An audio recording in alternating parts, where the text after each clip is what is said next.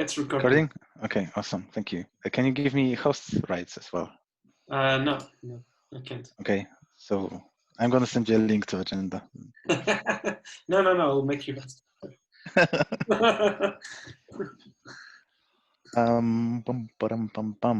Okay, I think I have the right screen. Let me know when you can see it. Awesome. Yeah, so we have four different items on the agenda.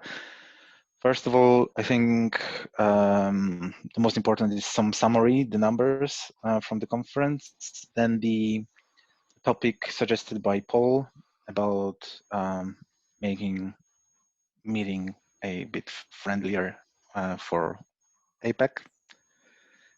The third one is about contributor guide, and fourth one is about some new features I think we should mention during the call so you're familiar with what's happening with the generator at the moment.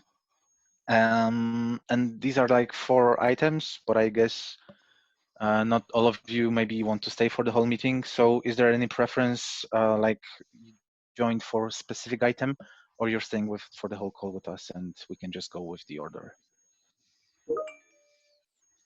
So I'm staying for the whole thing, and I had some bits about adoption and evangelism to cover at the end when you guys have like a 5-minute slot. Sure. Okay, so first numbers.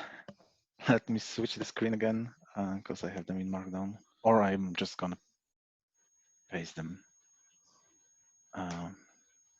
so I don't have to switch the screen all the time. Un momento, por favor. So numbers I collected in the morning. So the number is pretty different, I guess, already. So it's more than 2,700. But so yeah, in total, we have almost 3K views of the recording. During the event, we had 750 chat messages.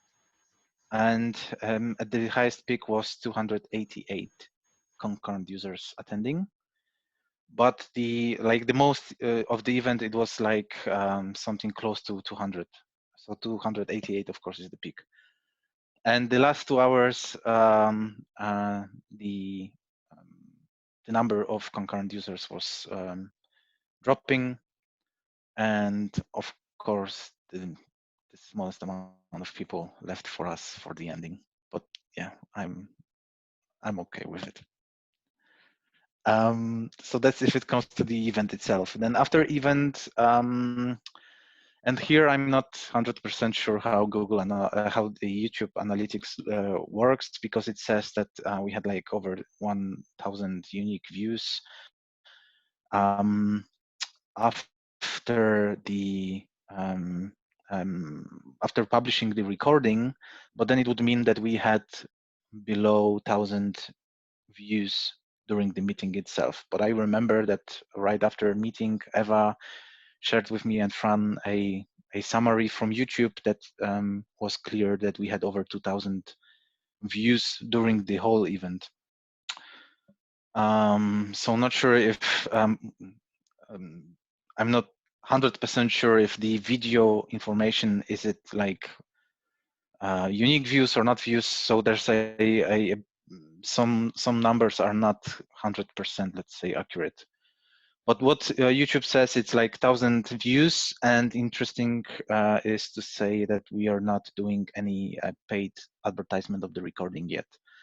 So it's all purely organic, sharing links here and there.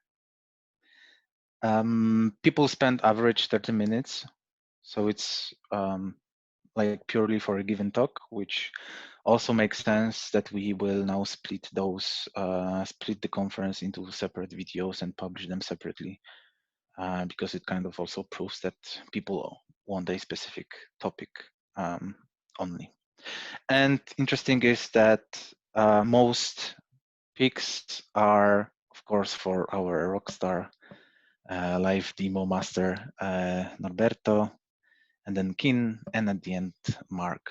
So congrats. Nobody could beat Norberto, which is pretty obvious, I guess. We all remember his presentation. So that's if it comes to the numbers, and the numbers will of course change. So we gave it a week. So the event was on Wednesday, and we will now calculate, like summarize how much we spend and how much money left from the sponsors. So probably tomorrow, it's Wednesday, maybe not tomorrow. Let's give it a week for organic grow, and on Thursday we're gonna do some paid tweets again. So Lucas, I had a quick question there. When you say most attention, like after the event, is that because YouTube tells you like where in the entire conference stream that people are watching? Yeah. Or, okay. So you can, yeah. Cool. It gives you a view of like which hour had the highest peak. Yeah. Okay, any other questions to this one? No questions, but I would like to add that we will be sharing the better metrics about the conference once we finish all the paid campaigns that we will do after the conference this week and all the stuff, right? So yeah, there's a dashboard that YouTube offers, which is a pretty amazing dashboard with lots of things that you can actually lots of insights, right? So yeah, we'll be sharing. We'll be familiarizing ourselves first with this dashboard. For me, it's the first time at least, and then we'll share some interesting insights. Yeah, I used it in the morning and it was not so straightforward. I mean, Google Analytics is much more straightforward for me than YouTube Analytics, but yeah, anyway, we have to write a blog post where we summarize the conference. So stay tuned. So next topic is the meeting time options. So yeah, Paul raised a pretty obvious topic that not all people can attend this time. And I mean, I can see the only option I know from other communities how they solve it is that they simply switch the time. So saying that, for example, this time we have it at 6 p.m. CET, but then the next meeting is like 10 a.m. CT, and then again we have late hour and again early hour. So which basically means that only once a month we have a meeting at this hour, and once a month for APAC. So I see the only option. Do you see any other options how we could address people on the other side of the globe?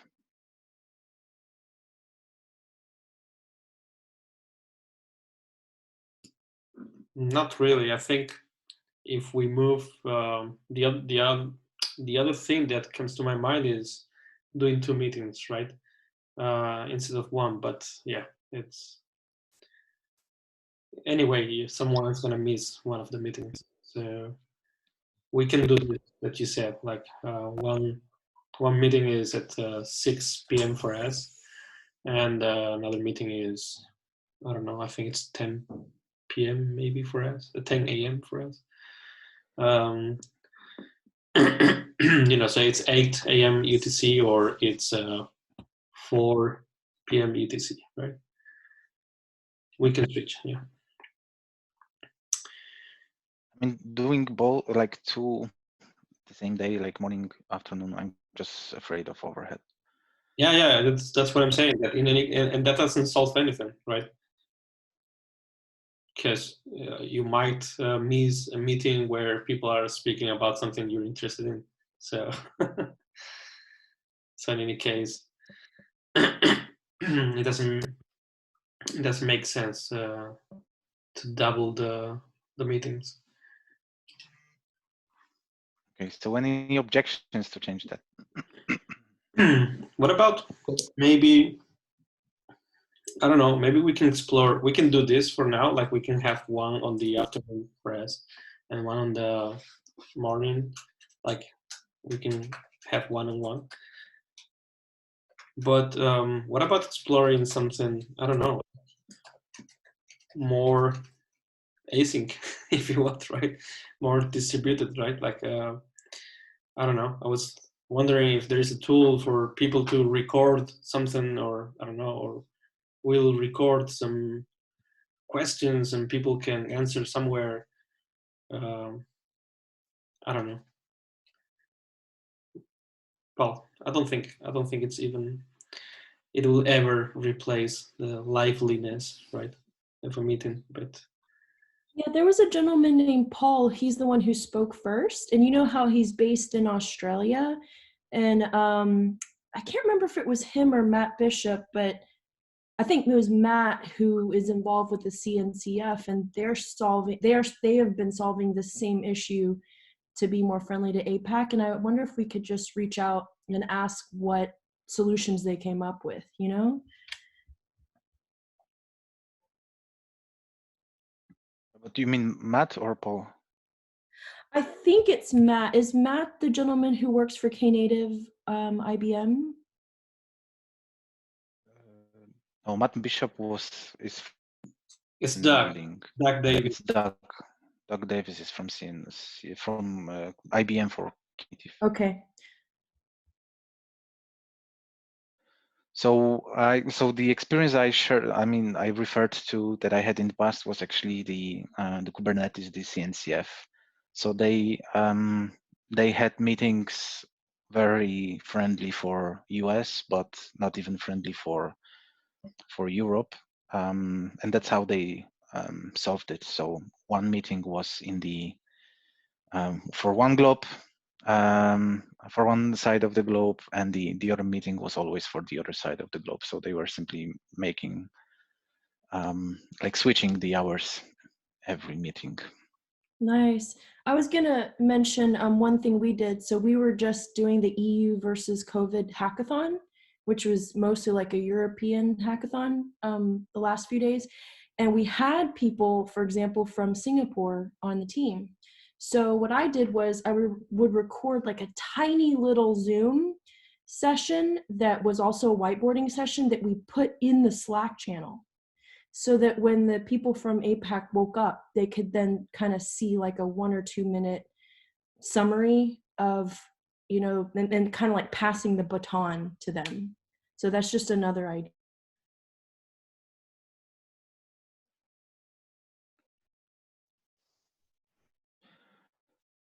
Okay, so let's so for now, let's say we do those the adjustments. So next meeting is 8 a.m. UTC, and offline I'll sync with you, Emmelyn, to explore other options. But I think we can test already the 8 a.m. UTC next time. Sounds awesome. Yeah, and in any case, remember that these meetings are being recorded and uploaded to YouTube channel. So, yeah, I think we can probably promote this a little bit more. That if you want to leave some questions or answers or whatever comments you want to add to the video, you can go to either YouTube or Slack. I mean, preferably Slack because we're there, right? But yeah, we can do this. We're already doing what you mentioned, Emmelyn, that we record the video and upload it so other people can watch it the next day. Actually, this video is going to be uploaded in a few minutes after it finishes. So yeah, the only thing that we can do there probably is just promote it a little bit more. Like, hey, here's the video in case you want to add something. Yeah, feel free to comment about it. But yeah, my concern is that this will always be like if we always do it in a time zone. This will always be like the people leading the whole thing, like the meetings and the people answering afterwards. So it's not really interactive, right? So I think it's a good idea to switch time zones for one side of the globe, like like Łukasz said, and then to the other side. So it's not always the same people in the meeting saying or leading, if you want, the conversation, right? Because my concern is that with answering to things on the video, you're always being driven by the conversation that people had in the video, right? And you might want to drive the conversation in another direction, but it's not possible because you missed it. So yeah. Anyway, I think there's not many solutions there. I guess we can do our best, but yeah, someone has to lose sometimes. Okay. But to summarize, Paul, if you're watching this recording, you should. You should. In 2 weeks, we're in Sydney for a much friendlier hour for you. Yeah. You make sure you invite other people to join. Yeah. Okay, next item, contributor guide. So huge request from my side, because there's some side work for me where I'm working on at the moment it's a document, but ultimate goal is to have it published on AsyncAPI website in a new section called community, where we have different information about community, but one would be a contributor guide. And this document, its goal is to help contributors to kick off contributing with the project. So that's why the first thing is the diagram showing the GitHub organization structure, and the content that I was putting here was I based it fully on my experience when I started familiarizing with AsyncAPI. So how to start with generator, that I was reviewing PRs, etc., etc. So all the ideas come from my experience, but one experience is not exactly the same as experience of other people. So huge request to you, if you have time later, have a look on this document. It's publicly, it's not publicly, it's publicly available, but you have to join the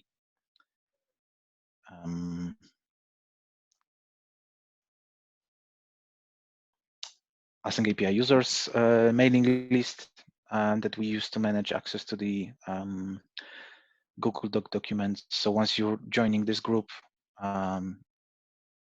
you can access this document. But if you don't want to join the group, you don't want to get invites and emails related to other topics, just let me know. I can download the document and send it to you for review. Any questions, comments to this one?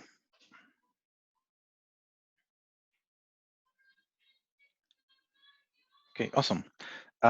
So last topic, new important features in generator. I think it's pretty important to highlight two new features. One was released today, and the other one will be probably released tomorrow. So today, Fran released the version handling.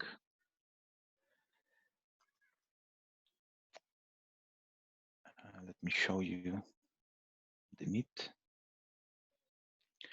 Because during last meeting, Jonas brought up the topic that, how we can assure that the template is valid with a given version of the generator.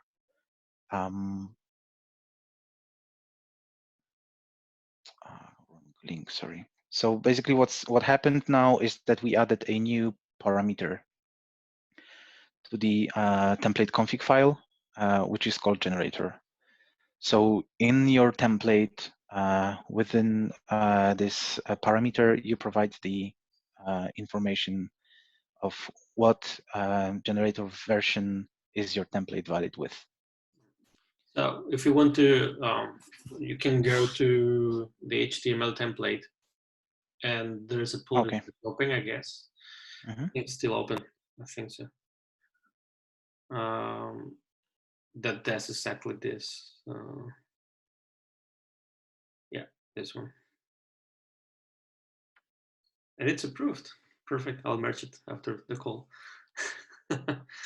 So yeah, this is a good example. Like for instance, we fixed one. I mean, the last generator release includes an update of the parser, and that includes schema deprecated property. So there is on schema, so you have this deprecated property, and for some reason we forgot to include it on the parser. So you could not work with it on the templates, right? So yeah, so I'm trying to remember who brought that app, but the thing is that we fixed this on the generator today on version 0.40.1, and so I added this to the HTML template. Like this template needs this release, this deprecated feature, right, on the parser, so to be able to use it. So yeah, that's an example of what Lucas was saying. That's like saying your HTML, the HTML template or your template works with versions of the generator bigger than 0.40.1 and lower than 2.0, right? Like all the 1 point something. So yeah, that's it. Yeah. So, nib question from my side: why to 0? If you notice, it doesn't have the equal. Yeah. So it's because it will work with all the 1, right? So the work we're doing right now is just to have generator stable on version 1, right? So everything that we're doing here right now should be compatible with generator, also version 1, right? All the versions 1s, the version 1s, or I don't know how to pronounce this, how to say this. So yeah, all the ones. So yeah, that's why I'm using the less than without the equal. Right? This is using semver notation, so you can use this tilde 1 or tilde 2 or don't remember how to say this, the caret. I think it's caret symbol with a number of the version. Yeah, you know, all the syntax that you can use on npm as well. Same syntax. It's actually powered by a package of npm, the npm team. I mean, the one that they use for npm. Okay. So yeah, feel free to add it. By default, if it doesn't find it, it means that there's no strict relationship. So it will try to work. It will try to make it work with all the generated versions, which might lead to fails, of course. And I'll also try to. Sorry to interrupt. It just came to my mind. I'll be creating pull requests on all the templates to make sure that all of them have this found. Okay, perfect. And the other feature, so I have all pull requests open already, so it's probably going to be released tomorrow. Can you see my screen still? Yeah. Okay, yeah. Cool. So there's going to be a breaking change that is caused by a change in how we handle filters. So now we will support, first of all, a way to register filters, to write filters that are reusable, that you can put in a separate package and reuse across templates. There will be an official library of filters for AsyncAPI. That's also something that will be merged tomorrow. And here we're going to hold all the filters that can be applied to more than one template, so we don't duplicate code. Basically, that's the main reason. And inside the filter, how you can use it, inside the template, how you can use it, there's another new parameter in the config, which is called filters, where you can provide a list of modules with filters that will expose filters to the generator, so you have access to them inside the template. And of course, you have to, let me show, look for package.json.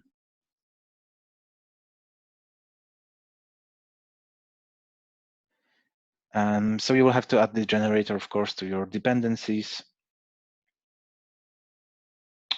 and add it to the template config. And I opened pull requests to all the templates. All templates, I mean HTML, Markdown, 2 Java ones. So the one that is maintained mainly by Solus and the one that is now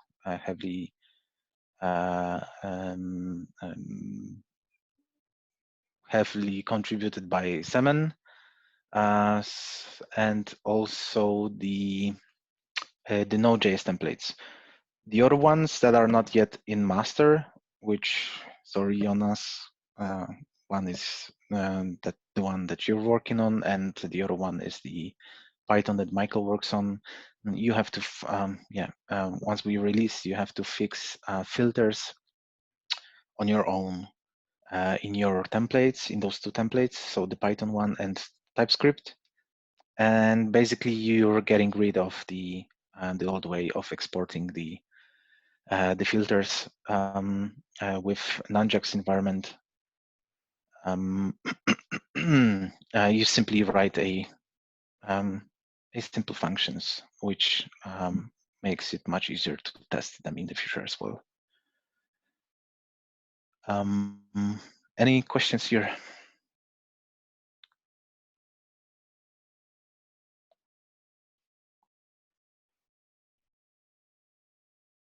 Okay, cool. Something I forgot to say, but I think it's pretty nifty to know that the generator filters, actually, it's not only the custom filters. It's not only the custom filters that I extracted from the templates, but also the looking into the README. There's also a part of the code that is taking all the Lodash functions into the scope of this module. So all the filters that you wrote in the template only to use Lodash directly, you don't have to do it anymore because Lodash functions are now available as filters. You can use them directly in your templates. That's awesome. Yeah, super useful. And by the way, for those who might be asking themselves, what's going to, so what can you expect to have breaking changes, or what breaking changes to expect until we reach version 1? I must say that we're close. So we're close to reach the first stable version of the generator. And actually, the 2 missing things that I can think of right now is same thing that Lucas did for filters, but with hooks, right? So I think that's same thing. So we can reuse hooks. And so that will be another breaking change that we'll be working on this week or next week. So high priority for sure. And the other one is the way we trigger errors inside the generator. So right now it's just a throw error with a message and not much information, just a message. So yeah, we'll standardize the way we trigger errors, most probably using problems JSON specification. And And yeah, so you can, out of the error, you can understand better what happened. What's the type of error, what happened, extra information that you might need. Also some messages telling you how to fix it, or some helping text on how to fix it. So yeah, I think those two, and probably, yeah, we can include that maybe, so the existing config file is going to be removed. So this one that is called .tpconfig.json, in favor of package.json. So this file was created because in the beginning we didn't have package.json. So now that we have them, we can add all the configuration to the package.json, and that's it. One less file to maintain. But yeah, so it will be removed on version 1, not on the next 0.x versions. So yeah, just for you to know, we're close to make it stable and stop breaking the generator and the parser.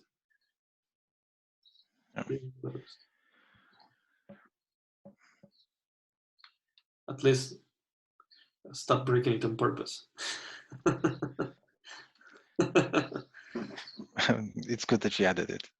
Yes, we will break it for sure, but I mean, not on purpose.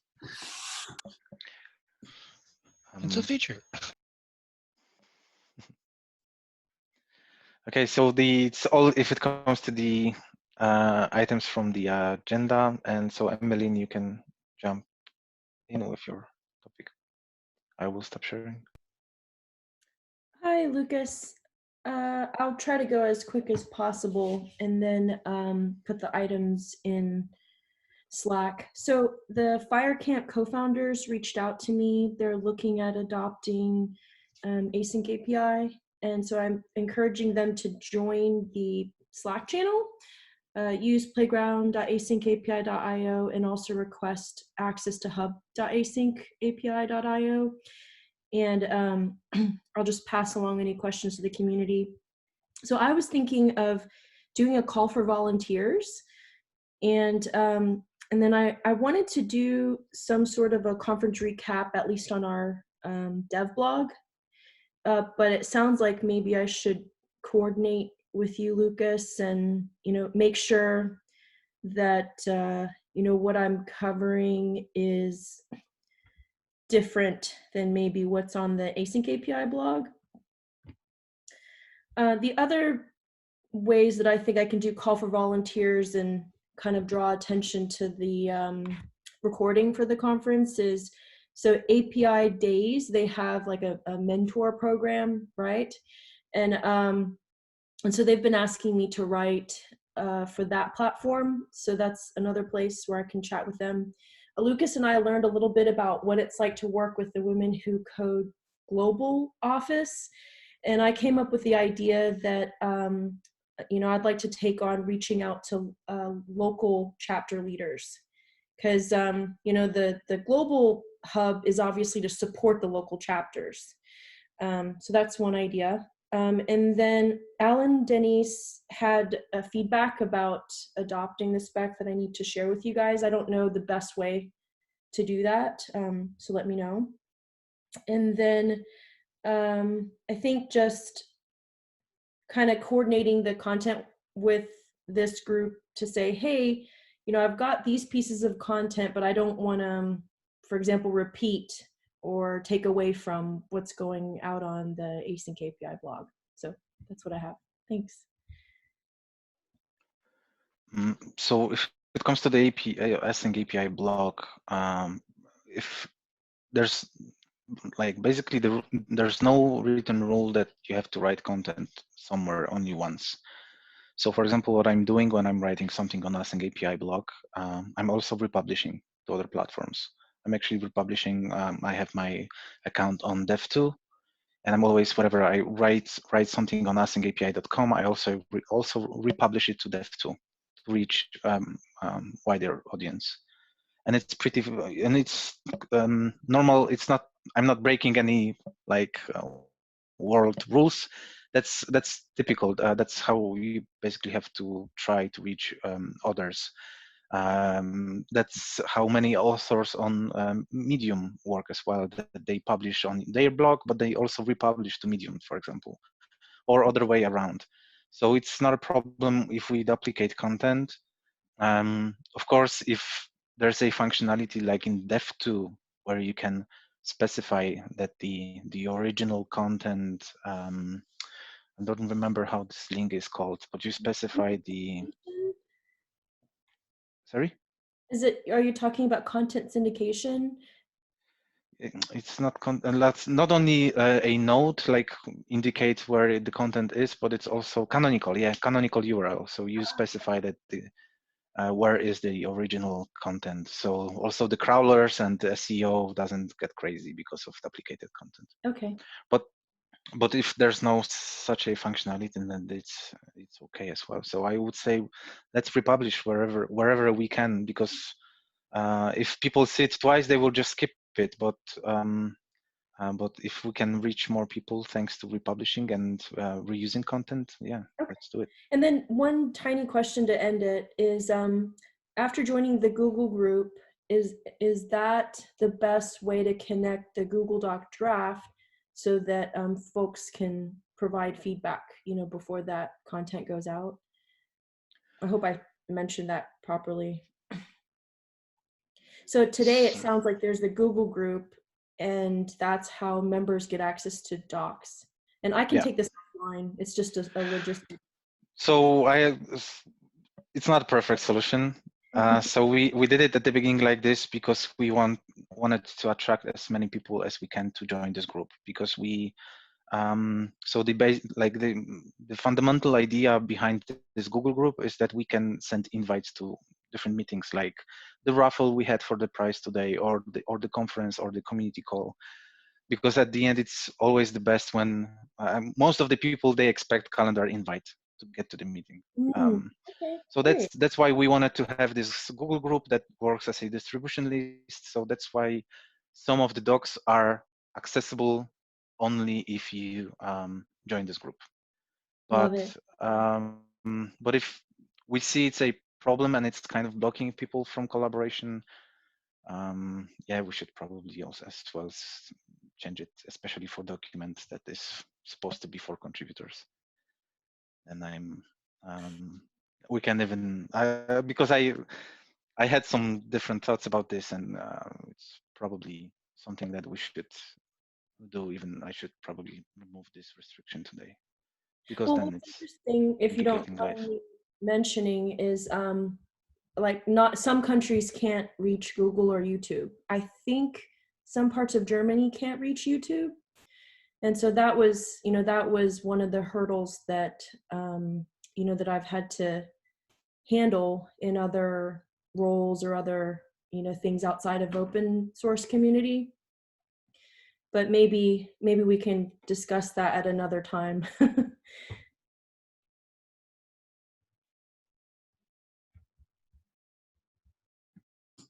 You're mute.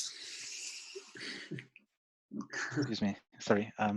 So this document is also not yet on GitHub because it's much easier to work with the Google Doc when it's kind of not a task that you complete in a few days, but it takes few weeks. So that's also the reason I don't see any other platform that we could use actually to do it. And it's pretty widely used, so that's why we choose this. But if there are other options, I mean, we're not locked to any rules, whatever. So if we see some problems, let's change them. So we're super open.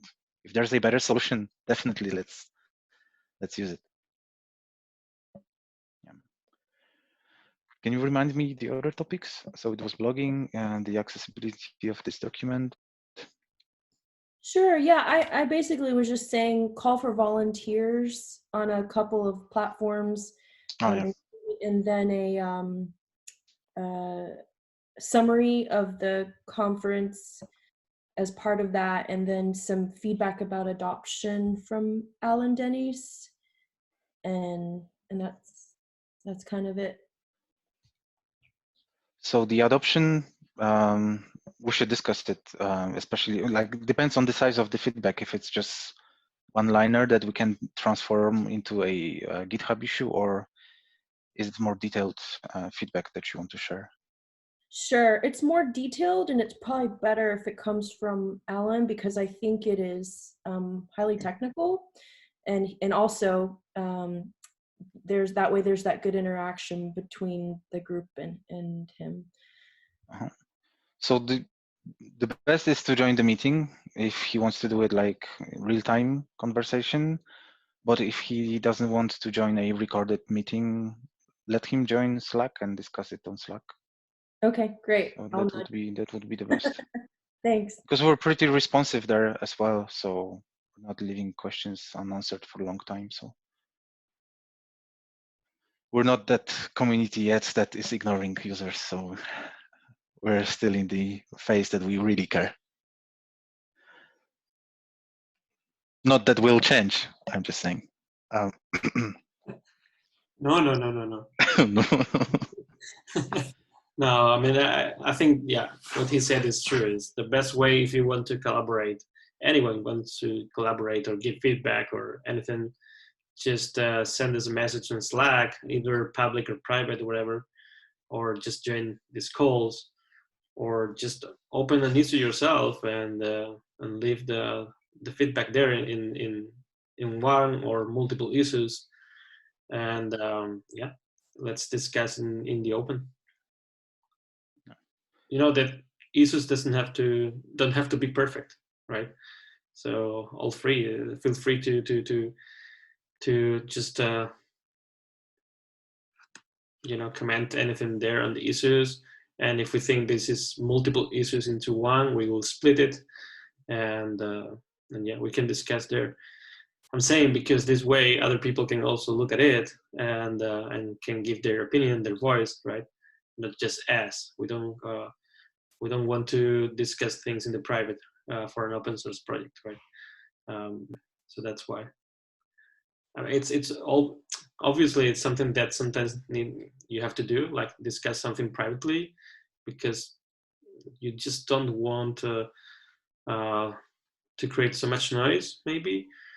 And then after you validate with us that this is something good, you can open an issue. But even that, you know,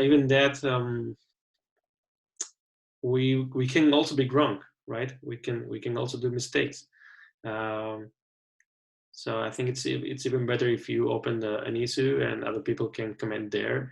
And if we close it because we think it doesn't make sense or whatever, someone else can go there and say, hey, no, you're wrong. Yeah, you did a mistake. You should reopen this because this is or that. And then, oh yeah, true. We didn't think about it. Whatever. It happens a lot of times that we think something doesn't really make sense, and it's because we actually didn't understand it correctly, or we didn't get it, basically. So yeah, let's always go for the open communication as much as possible.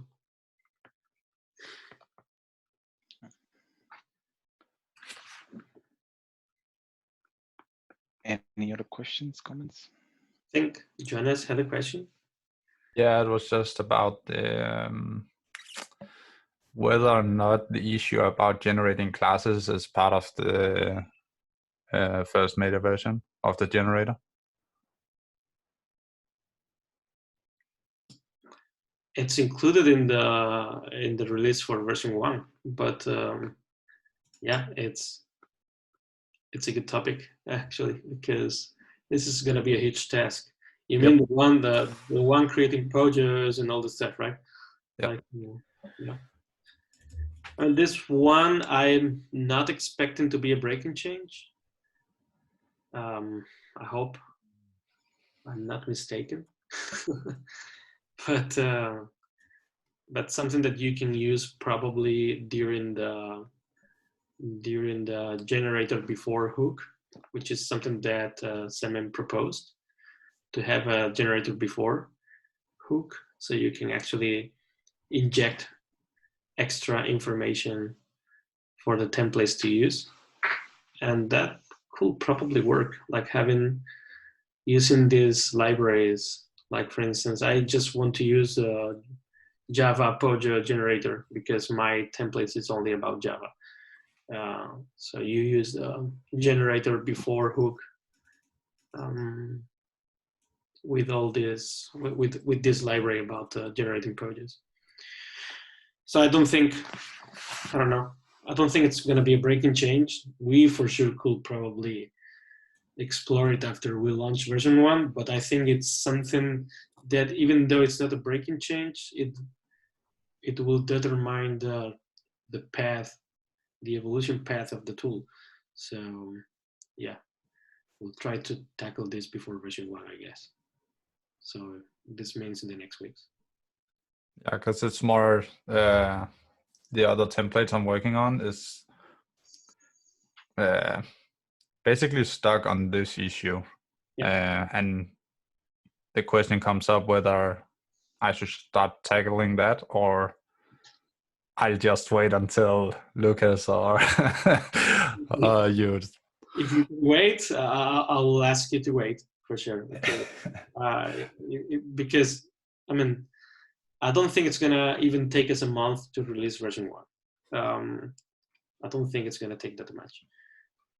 And working on this object generation, I don't want to call it Pojo because this is this is Java. But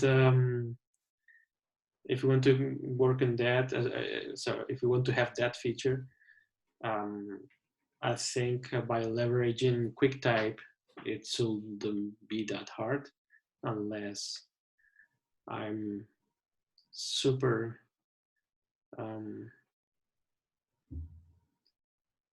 wrong, and it's actually super hard to implement it, but it doesn't look like.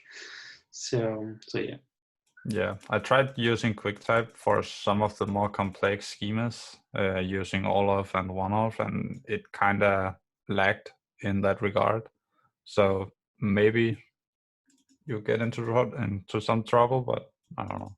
But I think that's good, because then if we get into troubles with one-off, all-off, and all this stuff, I think we can probably contribute back to QuickType with these features, and it's going to be always easier than creating our own QuickType, right?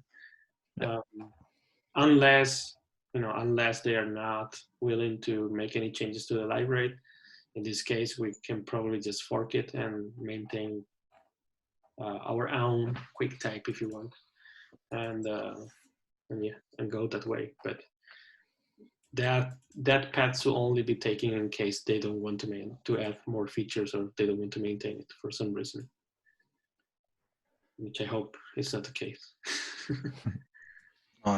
Definitely we should not try to reinvent here, because they have like really sophisticated tests for all the types, and yeah, it's not something that you can build quickly. No, that's why I wasn't saying to build it from scratch, but to fork it and maintain it ourselves. But only if they don't want to maintain it, of course. Only, but I hope it's not the case, because if we have to maintain this, we're gonna cry. This is a lot. This itself could be like another project of the size of AsyncAPI alone. So yeah, we'll probably need 2 full-time developers just maintaining this. Yeah. All right. Thanks. Thank you, man.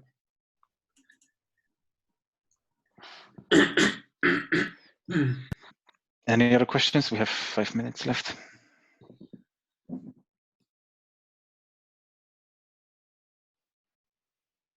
As I've been going through the the async API-based documentation effort, had a discussion with Matt Bishop about flow.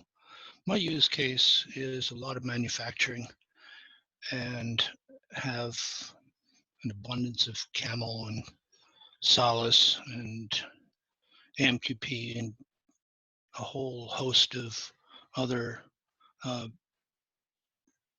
async tech, and I'm trying to avoid. I have to describe flow, and AsyncAPI isn't really meant for that. And I'm thinking about writing an external set of JSON, which can validate using, say, channel descriptions, message schemas, and various other aspects of what AsyncAPI is really good at defining, but staying out of the way of what AsyncAPI does.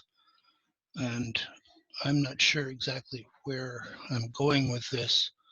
And I've only been at it for a couple of weeks here, but that's, I mean, we're not really going down the code generation path. We're doing, trying to generate artifacts describing some really intricate queue-based mediation diagrams, if that makes sense. I'm going to be writing up some stuff, and I'll put it on my own Google Docs and send you guys a link to it, just to show you the adventure that I'm on. But that's where I'm at. So you mean then so you're onto event modeling? Is that what you mean? Precisely, the sorts of things that Matt Bishop was talking about. Okay. Okay, so that would be great if you could write it down, and share with us so we can understand better, because yeah, it's hard to figure out right now, at least for me. I don't know if you, Lucas, have some ideas, but I think I haven't had the time to look at the event modeling thing, so yeah, will be hard for me to understand now.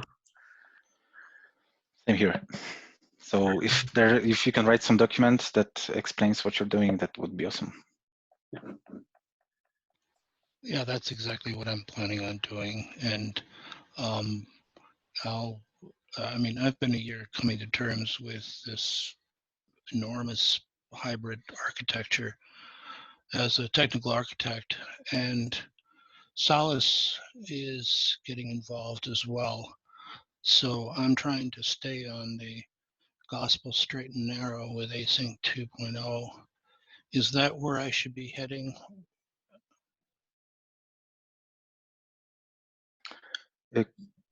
Could you repeat the question? I didn't get it. Okay, I've got an Async 2.0.0 spec, and I'm generating output to that spec. And I think that is where things are. I can put my foot down on that spec, right? On version 2, you mean? 2.0 version. Yeah. 2.0 version. You mean version 2.0, right? That's correct. Yeah, that's the latest version. Yep. Yeah. Yeah, that's the latest stable version. Yeah. Great.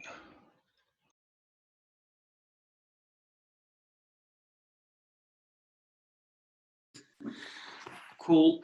If there are no other questions, it's already 1 hour of meeting. Yeah, it's 7. Out. So yeah, thanks a lot for joining. Thanks a lot, Lucas, for driving it. Thank you. And yeah, You're welcome. See you in 2 weeks in the new time for Sydney, or is it too? No, it's actually a good time for you, maybe. I don't know. Not for many of you, maybe. Yeah, but 10 CET next time. Okay. At 10 a.m. Thanks again for joining. Bye-bye. Talk to you guys later. Bye. Bye.